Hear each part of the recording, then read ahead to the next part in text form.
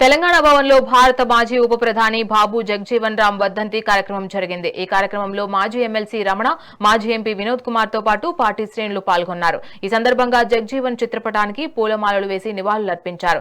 జగ్జీవన్ రామ్ చేసిన సేవలను కొనియాడారు. బడుగు బలహీన వర్గాలకు జగ్జీవన్ ఆదర్శంగా నిలిచారని రమణ అన్నారు. జగ్జీవన్ రామ్ ఎన్నో సంస్కరణలు తీసుకువచ్చారని వినోద్ కుమార్ తెలిపారు.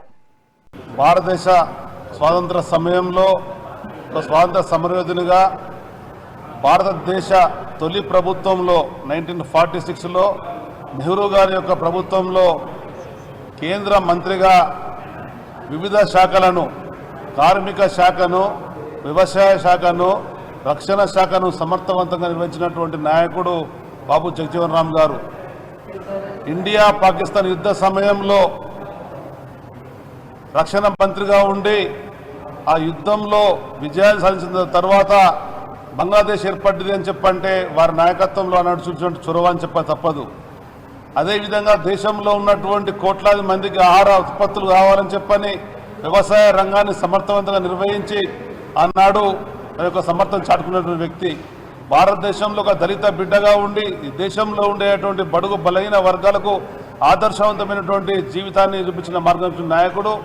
వారి నేతృత్వంలో అనేకమైనటువంటి సంఘ సంస్కరణలు వచ్చినాయి, సామాజిక విప్లవాలు వచ్చినాయి.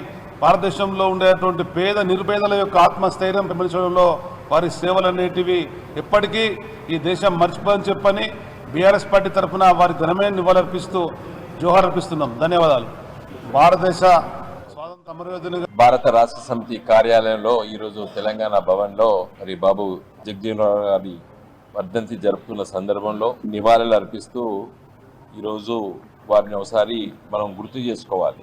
బాబు జగ్జీవన్ రామ్ గారు ఎమర్జెన్సీ పెట్టిన సందర్భంలో శ్రీమతి ఇందిరాగాంధీ గారి మంత్రివర్గంలో ఉన్న మాట నిజమే. ఎమర్జెన్సీని ఎత్తివేసి ఎన్నికల పోయిన సందర్భంలో వారు కాంగ్రెస్ ఫర్ డెమోక్రసీ అనేటువంటి రాజకీయ పార్టీని ఆవిష్కరించి ఎమర్జెన్సీలో జరిగినటువంటి అకృత్యాలపై తీవ్రమైనటువంటి తన నిరసన తెలియజేశారు. అందుకోసమే అప్పుడు జనతా పార్టీ మరి దేశవ్యాప్తంగా భారతదేశంలో ప్రజాస్వామ్యాన్ని అణిచివేస్తామనుకునే రాజకీయ నాయకులకి ఒక కనువిప్పుగా ఆ రోజుల్లో ప్రజలు కాశ్మీర్ నుండి కన్యాకుమారి వరకు మరి ప్రజాస్వామ్యాన్ని కాపాడడానికి ఊతమిచ్చిన వాళ్ళలో బాబు జగ్జీవన్ రామ్ గారు ఒకరు.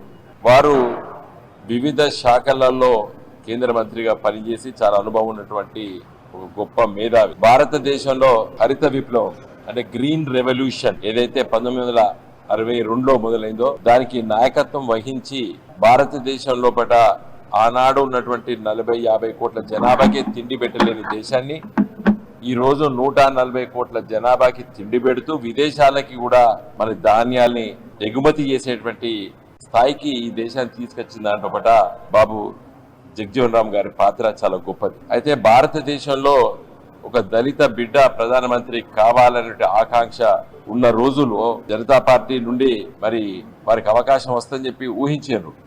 కానీ దురదృష్టవశాత్తు ఆనాటి జనతా పార్టీలో కూడా వారికి అవకాశం రాకుండా చేశారు. సరే ఉప ప్రధానమంత్రిగా కొనసాగారు, తెలుసది. కానీ ఆనాడు వారికి మంచి అవకాశం వస్తుంది అనుకున్నారు. జనతా పార్టీ ఎన్నికల సందర్భంలో మరి దళిత ప్రధానమంత్రి అని చెప్పి కూడా ఆ రోజు నినాదం ఇవ్వడం జరిగింది. సో ఇప్పటికి కూడా మనము వారిని ఒకసారి స్ఫూర్తిగా తీసుకొని ఈ దేశంలో మరి దళిత మేధావులు చాలా మంది ఉన్నారు.